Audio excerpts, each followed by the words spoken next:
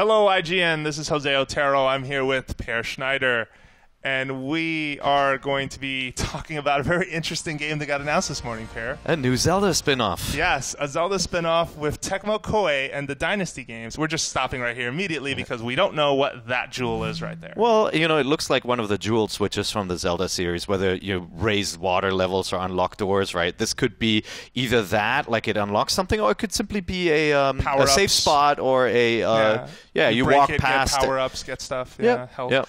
Really quickly, in case we didn't say the name of the game, Hyrule Warriors is what we're talking about. So let's continue.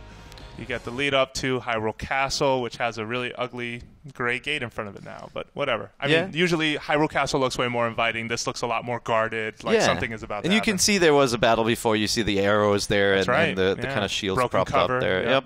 Okay, and you then get to look at, bam, Link. A very female-looking Link. A really feminine, exactly, yeah. And maybe it's not just the scarf, but more the eye detail.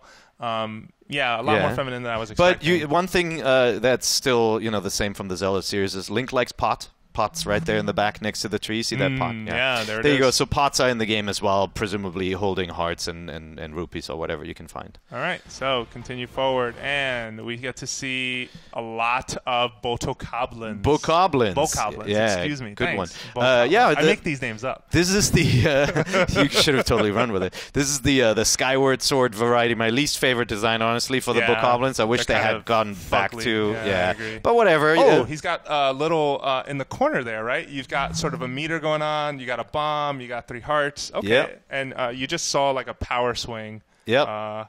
He does these really cool kind of spin attacks. And just like in the Dynasty Warriors titles, right, it's all about kind of offensive and pulling off these giant moves. Like it's like Sauron in the Lord of the Rings movies when he steps out in the battlefield, just like, boom, everybody goes flying and everything goes flying. And it is impressive to a degree. Dynasty Warriors just falls under the criticism that it happens a lot.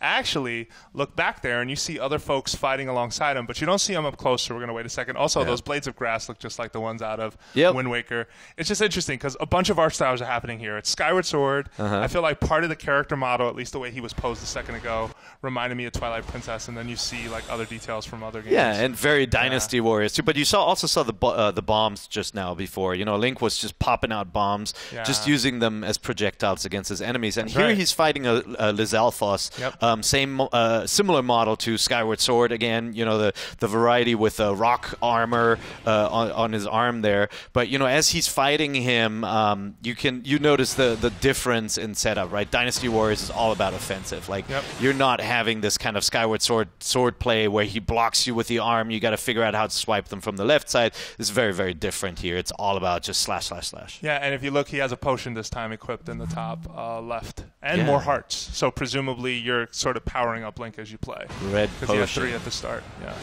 interesting.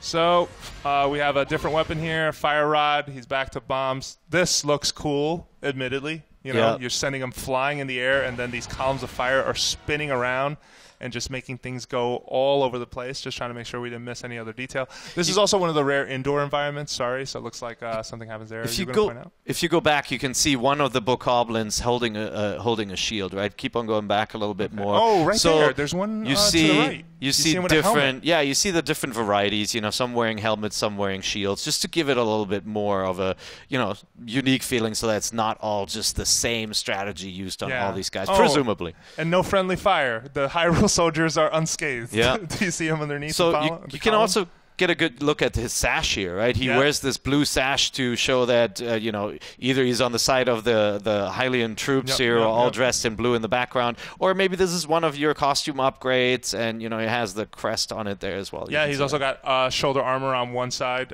Just a smaller thing to point out as well. All right, let's keep going. Dodongo. Yeah. So, not in Skyward Sword, returning enemy, of course, you'll remember from Ocarina of Time and Twilight Princess and all sorts of other games, like even the original titles. You see a friendly soldier, way more close up. You see the Hylian crest sort of on his helmet. Earlier, we also saw it on part of his uniform as well. It's not on his shield, but you'll see that.